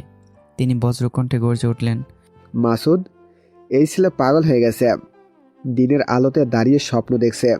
তার কণ্ঠে বিদ্রুপ থাকলেও চোখে প্রথমবারের মতো অস্থিরতা দেখা দিল, কারণ তিনি জানেন এই ছেলেটা কোনো সাধারণ ছেলে নয়। ঠিক তখন অরুমিতা ঠোঁট বাঁকিয়ে বলল, আর ইলহাম ভাই, আপনার মতো মানুষের সাথে কোনো মেয়ে বেশি দিন থাকবে না। দেখবেন এই মেয়েও একদিন আপনাকে ছেড়ে চলে যাবে। কথাটা শেষ হওয়ার আগেই মৌ এগিয়ে এলো। তার চোখে আগুন, মুখের দৃঢ়তা। সে গর্জন দিয়ে বলল, মিস অরুমিতা, আমার শেষ নিঃশ্বাস পর্যন্ত আমি আমার আব্রাহামের হাত ছাড়বো না। আমি যদি আজ গর্ভবতী না হতাম, তাহলে এই মুহূর্তে স্টেজে উঠে আপনার গাল লাল করে দিতাম। তবে চিন্তা করবেন না, সেই থাপ্পড়টা তোলা রইল, সময় হলে সুদ সহ ফেরত দেব। মনে হলো পুরো হলরুমে একসাথে বজ্রপাত হলো, কারণ সবার কানে আটকে গেল একটাই শব্দ, গর্ভবতী। শারমিন খান হঠাৎ দুই হাতে মুখ চেপে ধরলেন। তার চোখ বেয়ে জল গড়িয়ে পড়ল। তার নাতি, তাদের বংশের নতুন আলো পৃথিবীতে আসতে চলেছে। কিন্তু সে আনন্দকে তিনি বুকে জড়িয়ে ধরার অধিকার হারিয়েছেন। ইব্রাহিম খানও স্থির হয়ে গেলেন। তার বুকের ভিতর আনন্দ আর বেদনা একসাথে যুদ্ধ শুরু করলো। একদিকে তিনি দাদা হতে চলেছেন, অন্যদিকে নিজের ছেলে তাকে বাবা বলে অস্বীকার করছেন। এই যন্ত্রণার ভাষা নেই। আর খান বাহাদুর, তিনি সত্যিই হতবাক। তার চোখ বড় বড় হয়ে গেল। মনে হচ্ছিল তিনি নিজের কানকে বিশ্বাস করতে পারছেন না। ময়ের সাহসী ঘোষণা তাকে কয়েক সেকেন্ডের জন্য বাকরুদ্ধ করে দিল। অরুমিতার অবস্থা আরও করুণ। তার শ্বাস আটকে গেল। ময়ের হুমকি, তারপর গর্ভবতী হওয়ার খবর, সব কিছু মিলে তার মুখের রং উধাও হয়ে গেল। সে শুধু ফ্যাল করে তাকিয়ে রইল। এদিকে আমি আবারও সামনে এগিয়ে গেলাম। আমার চোখে তখন ঝড়, কণ্ঠে আগুন। খান বাহাদুর, খুব শীঘ্রই আপনার পুরো সাম্রাজ্য ধ্বংস হয়ে যাবে, আর সেই ধ্বংসের সাক্ষী আপনি নিজেই হবেন। কথাটা বলার এক মুহূর্ত দাঁড়ালাম না। ধীরে ধীরে ময়ের হাত শক্ত করে ধরলাম। তারপর ঘুরে দাঁড়ালাম। দুজন পাশাপাশি হাঁটতে শুরু করলাম, মাথা উঁচু করে, কোনো ভয় ছাড়া, কোনো অনুশোচনা ছাড়া। মনে হচ্ছিল যুদ্ধ ঘোষণা করে বিজয়ের মতো ফিরে যাচ্ছি। পেছনে দাঁড়িয়ে থাকা মাসুদ খান সেই দৃশ্য দেখলেন। তার ভেতর জমে থাকা 32 বছরের অপমান, ক্ষোভ আর অসহায়ত্ব যেন একটু একটু করে ভেঙে পড়তে লাগলো। আজ বহু বছর পর তিনি মাথা উঁচু করে দাঁড়িয়েছেন। তার ঠোঁটের কোণে ফুটে উঠল এক অদ্ভুত হাসি। এটা শুধু হাসি নয়, এটা প্রতিশোধের সূচনা দেখার হাসি, এটা মুক্তির হাসি, এটা জয়ের প্রথম আভাস।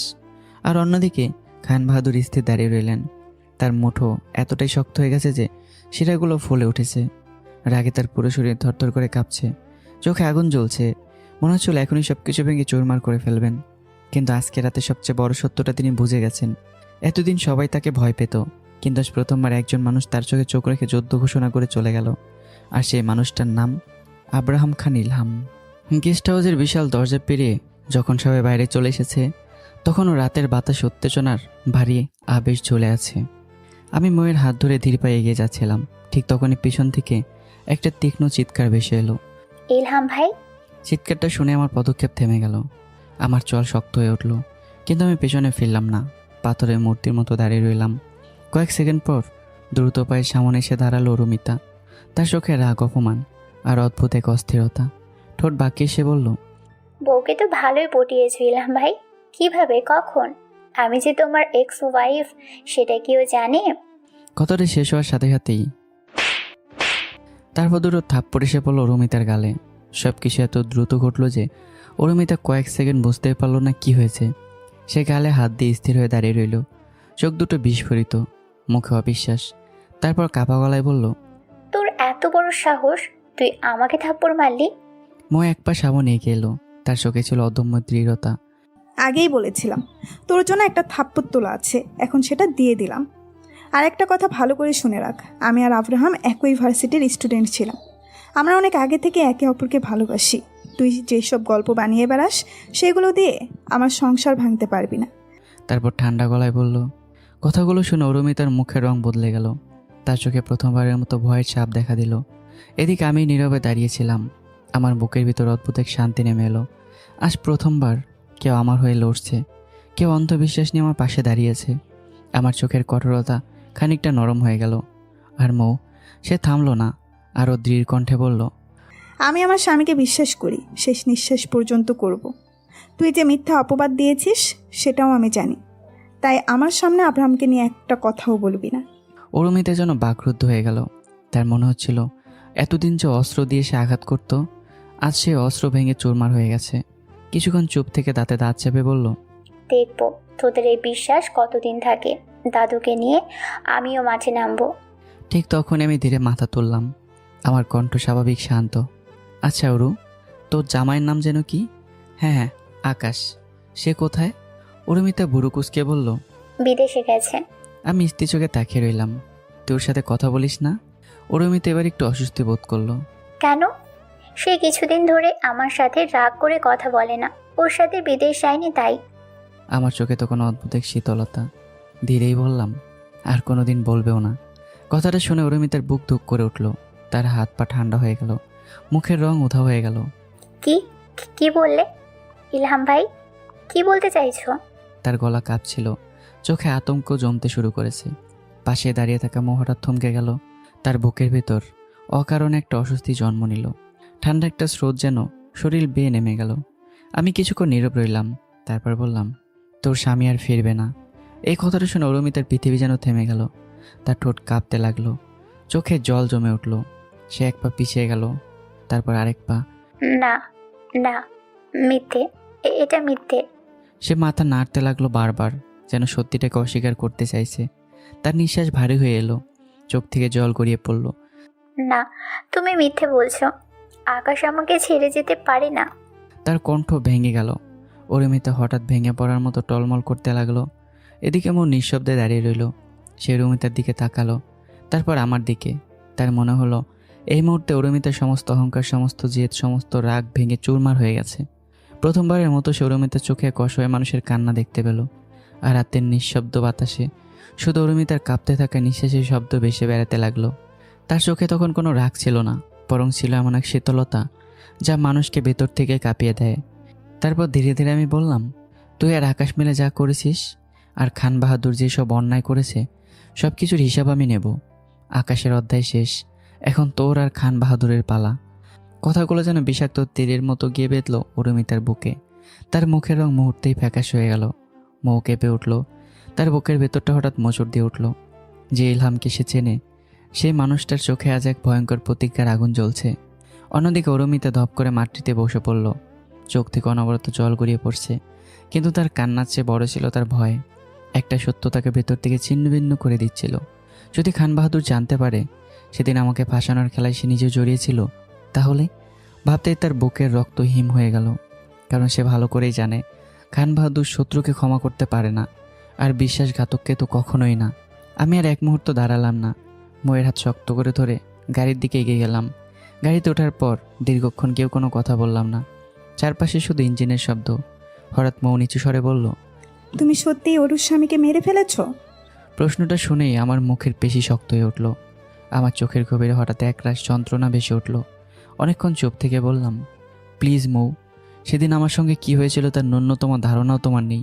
সেদিন আমি বেঁচে ছিলাম না, আমি মরে গিয়েছিলাম। আল্লাহ আমাকে দ্বিতীয়বার জীবন দিয়েছেন। কথাগুলো বলার সময় আমার চোখে এমন এক কষ্ট ফুটে উঠল, যা দেখে ময়ের বুকটা মোচড় দিয়ে উঠল। সে আর কোনো প্রশ্ন করলো না, শুধু নিঃশব্দে আমার হাতটা আরও শক্ত করে ধরে রইল। বাড়িতে পৌঁছানোর পর ঘটল আরেক বিস্ময়। গাড়ি থেকে নামতে মাসুদ খান দ্রুত এগিয়ে এলেন। পরের মুহূর্তে তিনি আমাকে বুকের মধ্যে জড়িয়ে ধরলেন আর হাওমাও করে কেঁদে উঠলেন। বহু বছরে জমে থাকা কষ্ট যেন এক মুহূর্তে বেরিয়ে এলো। ইলহাম, তুই আমার বংশের রক্ত, তুই আমার বড় ভাইয়ের সন্তান। আমি নিঃশব্দে তাকে জড়িয়ে ধরলাম। আমার বুকের ভিতর অদ্ভুত এক উষ্ণতা ছড়িয়ে পড়ল। জীবনে প্রথমবার আমি অনুভব করলাম কেউ আমাকে নিজের রক্ত বলে দাবি করছে। কিছুক্ষণ পর আমি ধীরে ধীরে বললাম, চাচ্চু, তুমি বাড়ি ছেড়েছিলে কেন? প্রশ্নটা শুনে মাসুদ খান থমকে গেলেন। মুহূর্তের জন্য তার চোখে পুরনো ক্ষতের ছায়া ভেসে উঠল। ধীরে ধীরে তিনি আমাকে ছেড়ে দিয়ে বললেন, সামরে খানের জন্য। মেজো চাচি, উনি কি করেছেন? মাসুদ খান গভীর শ্বাস ফেললেন, তারপর ধীরে ধীরে বলতে শুরু করলেন, তোর বাবা বিয়ে করার আগেই তোর মেজো চাচা ইউসুফ খান সামিরা খানকে প্রেম করে বিয়ে করেছিল। তাকে দেখে যতটা সহজ সরল মনে হয়, সে তার চেয়েও শতগুণ বেশি ভয়ঙ্কর। কথাটা শুনে আমার ভুরু কুঁচকে গেল। মাসুদ খান আবার বললেন, তোর জীবনে যা যা ঘটেছে তার সব আমি জানি না, কিন্তু একটা সময় তুই নিজেই জানতে পারবি এর পেছনে এই মহিলার হাত আছে। এবার সত্যি আমি চমকে উঠলাম। আমার চোখ বিস্ফোরিত হয়ে উঠল। অসম্ভব, ওনাকে দেখলে তো খুব ভালো মানুষ মনে হয়। মাসুদ খান তিক্ত হাসলেন। এটাই তার সবচেয়ে বড় অস্ত্র, সেই তোমার দাদাকে কন্ট্রোল করে। তারপর এক একটা শব্দ জোর দিয়ে বললেন। কথাটা শোনার পর যেন পুরো ঘরটা নিস্তব্ধ হয়ে গেল। ময়ের চোখ বড় বড় হয়ে গেল। আয়েশা খান বিস্ময়ে মুখে হাত চাপা দিলেন। আর আমি যেন পাথর হয়ে দাঁড়িয়ে রইলাম। আমার মুখে অবিশ্বাস, চোখে বিস্ময়। মনে হচ্ছিল পৃথিবীর সবচেয়ে অসম্ভব কথাটা আমি শুনছি। হঠাৎ আমি চিৎকার করে উঠলাম, কি বলছো যাচ্ছ? দাদুকে চাচি কন্ট্রোল করে? এটা কেউ বিশ্বাস করবে না। খান বাহাদুর পুরো বিজনেস দুনিয়াকে কন্ট্রোল করে, আর তাকে কন্ট্রোল করবে একজন মহিলা? গলা কাঁপছিল, কারণ এই সত্যটা সমস্ত ধারণাকে ভেঙে চুরমার করে দিচ্ছিল। মাসুদ খান স্থির কণ্ঠে বললেন, ইলহাম, তুই হতে পারিস বিজনেস কিং, বিজনেস পলিটিক্স তোর মতো মানুষ কম আছে, কিন্তু বিজনেস পলিটিক্সের চেয়েও বড় একটা পলিটিক্স আছে, সেটা হলো ফ্যামিলি পলিটিক্স। তার চোখে তখন বহু বছরের অভিজ্ঞতার ছাপ। আর সামিরা খানের সঙ্গে সেই খেলায় তুই কখনো পারবি না। কথাটা শুনে আমার বুকের ভিতর যেন বজ্রপাত হলো। যে ছেলে কয়েক ঘন্টা আগে শত মানুষের সামনে দাঁড়িয়ে খান বাহাদুরকে চ্যালেঞ্জ করেছে, যে ছেলেকে দেখে সবাই ভয় পায়, সেই ছেলে প্রথমবারের মতো গভীর চিন্তায় ডুবে গেল। তার চোখে ভেসে উঠল অজস্র প্রশ্ন। তাহলে কি আমি এতদিন ভুল শত্রুর সঙ্গে যুদ্ধ করেছি? তাহলে কি পর্দার আড়ালে আরেকজন খেলোয়াড় ছিল? আমার মুঠো ধীরে ধীরে শক্ত হয়ে উঠল, জল শক্ত হয়ে গেল। অন্যদিকে ময়ের বুকও ধরপড় করতে লাগলো। সে নিঃশব্দে আমার পাশে এসে দাঁড়ালো, আমার হাতটা শক্ত করে ধরে ফেললো, কারণ সে বুঝতে পারছে খান বাহাদুরের বিরুদ্ধে যুদ্ধ যতটা ভয়ঙ্কর ভেবেছিল, বাস্তবতা হয়তো তার চেয়ে অনেক বেশি অন্ধকার। আর সে অন্ধকারের নাম সামিরা খান। আমি এবার চল শক্ত করে দাঁড়িয়ে রইলাম। আমার চোখে তখন অদ্ভুত এক দৃঢ়তা। মনে হচ্ছিল পৃথিবীর কোনো শক্তি আমাকে আমার সিদ্ধান্ত থেকে সরাতে পারবে না। আমি ধীরে ধীরে মাসুদ খানের দিকে তাকিয়ে বললাম, চাচ্চু, আগে খান গ্রুপকে নিচে নামিয়ে আনি, তারপর একে একে সব হিসাব হবে। আমি এক আল্লাহ ছাড়া কাউকে ভয় পাই না। এতদিন বিজনেস পলিটিক্স খেলেছি, এবার না হয় ফ্যামিলি পলিটিক্স খেলবো। কথাটা শুনে মাসুদ খানের বুকের ভেতরটা কেঁপে উঠল। তিনি বহু বছর ধরে সামিরা খানকে দেখেছেন, জানেন এই নামের পেছনে কতটা ভয়ঙ্কর বাস্তবতা লুকিয়ে আছে। তাই আমার দিকে তাকিয়ে গম্ভীর কণ্ঠে বললেন, তুমি এবার ভয়াবহ খেলার কথা বলছো ইলহাম। তুমি জানো শুধুমাত্র সামিরা খানের বিরুদ্ধে কথা বলার অপরাধে তোমার চাচা ইউনুস খানকে খান বাহাদুর বাড়ি থেকে বের করে দিয়েছিলেন? কথাটা শেষ হতে আমি থমকে গেলাম। কি, চাচাকে বাড়ি থেকে বের করে দিয়েছিল? আমার কণ্ঠে স্পষ্ট অবিশ্বাস। মুহূর্তের জন্য যেন হিসাব মিলাতেই পারলাম না। তারপর নিজের চল শক্ত করে বললাম, তাহলে তো ওই মহিলা সত্যি ডেঞ্জারাস। সমস্যা নেই, আমি আমার মতো এগোবো। আমার চোখে তখন সেই পুরনো আগুন, যে আগুন দেখে বড় বড় ব্যবসায়ীরাও পথ বদলে ফেলে। মাসুদ খান দীর্ঘ শ্বাস ফেললেন, আর মৌ নিঃশব্দে আমার দিকে তাকিয়ে রইল। মনে হচ্ছিল যতই আমাকে জানছে, ততই নতুন এক মানুষকে আবিষ্কার করছে। পরদিন সকালে হেড অফিস, বড় কনফারেন্স রুমে বসে আছি। মৌ, আমি আর মাসুদ খান। টেবিলের উপর ছড়িয়ে আছে অসংখ্য ফাইল, কিন্তু আমার চোখে অন্য পরিকল্পনা। চাচ্চু, মৌ, তোমরা ভালো করে শোনো। খান বাহাদুর এখন থেকে আমাদের প্রতিটা ছোট প্রজেক্টের উপর নজর রাখবে। তাই ছোট খেলা বন্ধ, এবার আমরা বড় খেলা খেলবো। কথাটা শুনে মৌ ভুরু কুঁচকে তাকালো, তার চোখে কৌতূহল। আর মাসুদ খানের বুক ধুক করে উঠল, কারণ আমার মুখে বড় খেলা কথাটার মানে কখনো সাধারণ কিছু হয় না। মাসুদ খান গম্ভীর কণ্ঠে বললেন, তুমি কি ভাবছো? এবার বড় প্রজেক্টে যাব, এমন প্রজেক্ট যেটা দেখে খান বাহাদুরের রাতের ঘুম হারাম হয়ে যাবে। কথাটা শুনে ময়ের চোখে উত্তেজনা ঝিলিক ফুটে উঠল। অন্যদিকে মাসুদ খান চিন্তায় পড়ে গেলেন। কিছুক্ষণ হিসাব করে বললেন, তার জন্য অন্তত 2000 কোটি টাকার নতুন শেয়ার লাগবে। ফ্যাক্টরি বড় করতে হবে, নতুন মেশিন আনতে হবে। এটা এত সহজ না। কিন্তু আমার ঠোঁটের কোণের হাসি আরও গভীর হলো। আমি ধীরে বললাম, চাচ্চু, 2000 কোটি টাকার শেয়ার আমি ইনভেস্ট করব। মাসুদ খান প্রথম ধাক্কা খেলেন, কিন্তু পরের কথায় যেন নিঃশ্বাসই বন্ধ হয়ে গেল। আর ফ্যাক্টরি আমি অলরেডি তৈরি করে রেখেছি। মুহূর্তেই নীরবতা, পুরো রুম নিস্তব্ধ। মাসুদ খান কয়েক সেকেন্ড শুধু তাকিয়ে রইলেন। তার চোখ বড় বড় হয়ে গেছে। মনে হচ্ছিল তিনি ঠিক শুনেছেন কিনা সেটাই বুঝতে পারছেন না। কি কি বললে? তার কণ্ঠ কেঁপে উঠল। ফ্যাক্টরি তৈরি করে রেখেছো? আমি মাথা নাড়লাম। মাসুদ খান ধপ করে চেয়ারে বসে পড়লেন। তার বুকের ভিতর ধকপক শব্দ শোনা যাচ্ছে। মনে হচ্ছে তিনি প্রতিদিন নতুন করে শখ খাচ্ছেন। তিনি মনে মনে বললেন, এই ছেলেটা আসলে মানুষ তো, নাকি দাবার এমন এক খেরায় যে কয়েক বছর আগেই পরের চাল সাজিয়ে রাখে? এদিকে মৌ হতভাগ, তার চোখ বিস্ফোরিত। সবিশ্বাসের দৃষ্টিতে আমার দিকে তাকিয়ে বলল, তুমি আগে থেকেই ফ্যাক্টরি তৈরি করে রেখেছো? মানে তুমি এতদিন ধরে এসব প্ল্যান করেছিলে? আমি শুধু মুচকি হাসলাম। সেই হাসি দেখে ময়ের শরীর কেঁপে উঠল, কারণ সে বুঝে গেল আমি শুধু যুদ্ধ করছি না, আমি অনেক আগেই যুদ্ধযুদ্ধের পরিকল্পনা করে রেখেছি। অন্যদিকে খান ম্যানশনে একটি বিলাসবহুল কক্ষে খান বাহাদুর জানালার পাশে দাঁড়িয়ে আছেন। তার মুখে গভীর চিন্তার ছাপ। ঠিক তখনই কক্ষে প্রবেশ করলো সামিরা খান। তার ঠোঁটে মৃদু হাসি, কিন্তু চোখে এক অদ্ভুত শীতলতা। সে ধীরে ধীরে সামনে এসে বলল, বাবা, এতদিন ব্যবসার ব্যাপারে আমি কিছু বলিনি, মাথাও ঘামাইনি। খান বাহাদুর তার দিকে তাকালেন। সামিরা খান এবার সোফায় বসে শান্ত কণ্ঠে বললেন, কিন্তু এখন সময় বদলে গেছে। এখন থেকে আপনার ব্যবসার সব কিছু আমি মেনটেন করব, পিছন থেকে। তার চোখে তখন অদ্ভুত আত্মবিশ্বাস, এক ধরনের বিপজ্জনক নিশ্চয়তা। সে ধীরে ধীরে ঠোঁট বাঁকিয়ে বলল, দেখি এবার খেলা কিভাবে খেলে আব্রাহাম খান ইলহাম। কক্ষের বাতাস যেন মুহূর্তে ভারী হয়ে উঠল। একদিকে আমি, অন্যদিকে সামিরা খান। দুজনেই চাল দিচ্ছি, দুজনে অপেক্ষা করছি। আর কেউই জানে না এই যুদ্ধের শেষে কে দাঁড়িয়ে থাকবে আর কে বা ইতিহাস হয়ে যাবে। অন্যদিকে খান ম্যানশনের বিশাল স্টাডি রুমে তখন থমথমে পরিবেশ। দেয়ালে জ্বলে থাকা দামি পেন্টিং, ঝাড়বাতির আলো আর নরম কার্পেট, সব কিছু যেন সেই মুহূর্তে নিষ্প্রাণ হয়ে গিয়েছিল। খান বাহাদুর গভীর চিন্তায় ডুবেছিলেন। তার জীবনে খুব কম মানুষই তাকে ভাবাতে পেরেছেন, কিন্তু আমি তাদের মধ্যে থেকে একজন। কিছুক্ষণ নীরব থাকার পর তিনি ধীরে বলে উঠলেন, সামিরা, তুমি আসলে কি করতে চাইছো? ইলহাম কিন্তু সাধারণ কেউ না। ছেলেটা ব্যবসায়িক, রাজনীতিক, খুব ভালো বোঝে। সামিরা খান ঠোঁটের কোণে হালকা হাসি ফুটিয়ে চেয়ারে হেলান দিল। তার চোখে তখন এক আত্মবিশ্বাস যা খান বাহাদুরের মতো মানুষকেও সতর্ক করে দেয়। সে শান্ত স্বরে বলে, বাবা, ইলহামকে হারাতে হলে তার বিরুদ্ধে না খেললেই হবে না। ওর নিজের তৈরি করা বোর্ডে ওকেই ফাঁদে ফেলতে হবে। খান বাহাদুর বুড়োকুসকে তাকালেন। সামির এবার সামনে ঝুঁকে বলল, আপনি কোম্পানির সিইও, কিন্তু এবার থেকে তার চোখ দুটো অসম্ভবভাবে চকচক করে উঠল। পেছনের আসল সিইও আমি। কথাটা শুনে খান বাহাদুর পর্যন্ত কয়েক সেকেন্ড নিশ্চুপ হয়ে গেলেন। তার মতো মানুষের চোখে বিস্ময় ছায়া ফুটে উঠল।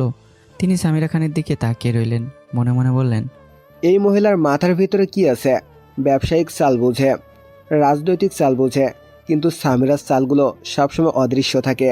এ কারণেই হয়তো এত বছর ধরে সবাইকে নিজের ইচ্ছা মতো নাচাতে পেরেছে। প্রথমবারের মতো খান বাহাদুরের মনে হলো হয়তো এই যুদ্ধে আমার চেয়ে ভয়ঙ্কর একজন খেলোয়াড় মাঠে নেমেছে।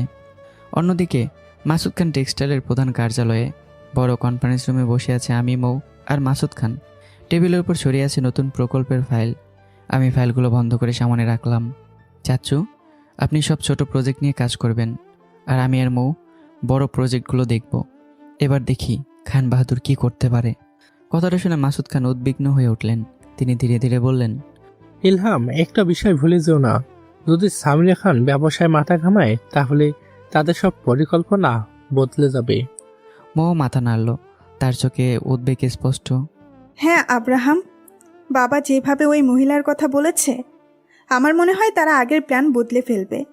আমি কয়েক সেকেন্ড চুপ করে রইলাম। তারপর হঠাৎ মুচকে হাসলাম। সেই হাসিটি দেখে ময়ের বুকের ভিতর কেমন যেন কেঁপে উঠল। কারণ এই হাসি সে আগেও দেখেছে, আর প্রতিবার এই হাসির পর এমন কিছু ঘটেছে যা কেউ কল্পনাও করতে পারেনি। মৌ, আগেও বলেছি আমি খালি মাঠে গোল দিতে পছন্দ করি না। খেলার আসল মজা তো তখনই যখন প্রতিপক্ষ ভাবে সে জিতেছে, কিন্তু কিছু বড় জিততে হলে মাঝে মাঝে আগে কিছু হারাতে হয়। কথাটা শুনে পুরো রুম নিস্তব্ধ হয়ে গেল। মৌ থমকে গেল। তার চোখ বড় বড় হয়ে উঠল। তার মনে হচ্ছিল সে কথার অর্থ বুঝতে পারছে, আবার পারছেও না। মাসুদ খান স্থির হয়ে বসে রইলেন। তার শরীরের লোম দাঁড়িয়ে গেছে, বুকের ভিতর দুকপুক শব্দ বাড়ছে। তিনি অবিশ্বাসের দৃষ্টিতে আমার দিকে তাকিয়ে আছেন, আর মনে মনে বললেন, আমি কি সত্যি এই ছেলেটার সঙ্গে একই রক্তের সম্পর্ক বহন করি? এ কেমন চিন্তা ভাবনা, এ কেমন খেলা! হারার ভেতর জেতার পরিকল্পনা। তার মাথায় কিছুই ঢুকছে না। যতবার তিনি ভাবেন আমাকে বুঝে ফেলেছেন, ততবারই আমি নতুন এক রহস্য সামনে দাঁড় করাই। অন্যদিকে ময়ের বুকের ভিতর অদ্ভুত অনুভূতি জন্ম নিল। ভয়, বিস্ময় আর গর্ব, সব কিছু মিলেমিশে একাকার। সে চুপচাপ আমার দিকে তাকিয়ে রইল, কারণ সে বুঝতে পারছে এখন আর শুধু ব্যবসার যুদ্ধ চলছে না। এটা এমন এক দাবার খেলা যেখানে প্রতিটি চালের পেছনে আরেকটি গোপন চাল লুকিয়ে থাকে। একদিকে সামিরা খান, অন্যদিকে আমি, আর মাঝখানে দাঁড়িয়ে আছে খান সাম্রাজ্য, যার ভবিষ্যৎ নির্ধারণ করবে কে আগে কার ফাঁদে পা দেয়। পরদিন ঢাকার অভিজাত বাণিজ্যিক এলাকায় অবস্থিত একটি 5 তারকা হোটেলের বিশাল কনফারেন্স হলে বসেছে এক গুরুত্বপূর্ণ সভা। আজকের আলোচনার বিষয় 6,000 কোটি টাকার শীতকালীন পোশাক রপ্তানির বিশাল আন্তর্জাতিক প্রকল্প। জাপানের একটি স্বনামধন্য কোম্পানি এই প্রকল্পের জন্য বাংলাদেশের শীর্ষ কোম্পানিগুলোর মধ্যে প্রতিযোগিতা আয়োজন করেছে। হলরুমে একে একে উপস্থিত হয়েছে দেশের শীর্ষ 5টি শিল্পগোষ্ঠীর প্রতিনিধি। পরিবেশটা ছিল গম্ভীর, তবে তার ভেতরে লুকিয়ে ছিল তীব্র প্রতিযোগিতার উত্তাপ। ঠিক তখনই দরজা খুলে ভেতরে প্রবেশ করলাম আমিও মৌ। মুহূর্তের জন্য কয়েকজনের দৃষ্টি আমাদের দিকে ঘুরে এলো, আর দূরে বসে থাকা অরুমিতা আমাদের দেখে হঠাৎ সোজা হয়ে বসলো। তার চোখ বিস্ময়ে বড় হয়ে উঠল। সে দ্রুত খান বাহাদুরের দিকে ঝুঁকে ফিসফিস করে বলল, দাদু, আব্রাহাম ভাই এসেছে, সাথে তার বউ আছে। একটু থেমে ময়ের দিকে তাকালো। কথাটা শুনে খান বাহাদুর ধীরে ধীরে মুখ তুললেন। তার চোখ মুহূর্তে কঠিন হয়ে উঠল। পাশাপাশি সামিরা খানও দৃষ্টি ঘুরিয়ে তাকালেন। দুজনের চোখে একই আগুন, একই রাগ, একই অস্বস্তি। তাদের সামনে দাঁড়িয়ে থাকা ছেলেটা এখন আর আগের সে অবহেলিত ইলহাম নয়, সে এখন তাদের সাম্রাজ্যের জন্য বাস্তব হুমকি। ঠিক তখনই মঞ্চে উঠলেন জাপানি কোম্পানির বাংলাদেশি প্রধান নির্বাহী কর্মকর্তা। তিনি মাইক্রোফোন হাতে নিয়ে বললেন, হ্যালো এভরিওয়ান, আপনাদের সবাইকে ধন্যবাদ উপস্থিত থাকার জন্য। আগে আমাদের বড় প্রকল্পগুলোতে সাধারণত বাংলাদেশের 3 বা 4টি প্রতিষ্ঠিত কোম্পানি অংশগ্রহণ করত, কিন্তু এবার আমরা নতুন একটি কোম্পানিকেও সুযোগ দিচ্ছি। কিছুক্ষণ থেমে তিনি মুচকি হাসলেন। তার দৃষ্টি গিয়ে থামল আমার উপর। আব্রাহাম খান ইলহাম, খান টেক্সটাইলের পক্ষ থেকে তিনিও এই প্রতিযোগিতায় অংশ নেবেন। মুহূর্তের মধ্যে পুরো হলরুম করতালিতে ভরে উঠল। অনেকেই উঠে দাঁড়িয়ে শুভেচ্ছা জানালো, কেউ হাসলো, কেউ সম্মানের দৃষ্টিতে তাকালো। কিন্তু 3 জন মানুষ নীরব রইল, খান বাহাদুর, সামিরা খান আর অরুমিতা। তাদের চোখে করতালির পরিবর্তে চলছিল অন্য কিছু। জাপানি প্রতিনিধি আবার বললেন, এই প্রতিযোগিতা খুবই গুরুত্বপূর্ণ। আমি আশা করছি এবার টেন্ডার নিয়ে চমৎকার প্রতিযোগিতা হবে। আমাদের ফ্যাশন ডিজাইনার আপনাদের সব টেকনিক্যাল ডিটেলস বুঝিয়ে দেবেন, তারপর আপনারা নিজেদের প্রস্তাব জমা দেবেন। বক্তব্য শেষ করে তিনি মঞ্চ ছেড়ে চলে গেলেন। কিছুক্ষণ পর মিটিং শেষ হলো। এক এক করে বিভিন্ন কোম্পানির সিউরা বেরিয়ে যেতে শুরু করলেন। আর ঠিক তখনই মুখোমুখি হলো 2 পক্ষ। একদিকে খান বাহাদুর, সামিরা খান, অরুমিতা, অন্যদিকে আমিও মৌ। চারপাশের বাতাস যেন হঠাৎ ভারী হয়ে উঠল। খান বাহাদুর ধীরে ধীরে সামনে গেলেন, তার চোখে হিংস্র সতর্কবার্তা। তিনি বললেন, আব্রাহাম, বেশি উঠতে নেই, ডানা ভেঙে যেতে সময় লাগে না। কথাটা শুনে আমার মুখে কোনো পরিবর্তন এলো না। আমি শুধু মৃদু হাসলাম। পাশে দাঁড়ানো মৌ অজান্তে আমার হাত শক্ত করে ধরে ফেলল। তখন সামিরা খান এগিয়ে এলেন। তার মুখে ছিল শান্ত হাসি, কিন্তু সেই হাসির ভিতরে লুকিয়ে ছিল ধারালো বিষ। তিনি বললেন, বাবা উড়তে দিন, ও তো কালকে ছেড়ে, দেখি না কত দূর যেতে পারে। তার চোখের গভীর এমন এক রহস্য লুকিয়ে ছিল যা পড়ে বোঝা অসম্ভব। অরুমিতা ঠোঁট বাঁকিয়ে বলল, মা, এত কথা বলার দরকার নেই, সব মানুষেরই দুর্বলতা থাকে। তার চোখ গিয়ে থামলো আমার উপর। আব্রাহাম ভাই আমার সব দুর্বলতা শেষ করে দিয়েছে, তাই এখন আমার আর কোনো দুর্বলতা নেই। আমি এবার পূর্ণ শক্তি নিয়ে মাঠে নামছি। কথাটা শেষ হতে আমি হো হো করে এসে উঠলাম। আমার হাসির শব্দে চারপাশের কয়েকজন পর্যন্ত থমকে গেল। হাসি থামিয়ে বললাম, খুব ভালো লাগছে। আমার সাথে লড়াই করতে খান বাহাদুর তার সব শক্তি ব্যবহার করছে। আমার চোখ এবার গিয়ে থামলো অরুমিতার ওপর। সেই দৃষ্টি এতটাই তীক্ষ্ণ ছিল যে ওর বুকের ভেতরটা কেঁপে উঠল। কিন্তু মিস সলনামী অরুমিতা।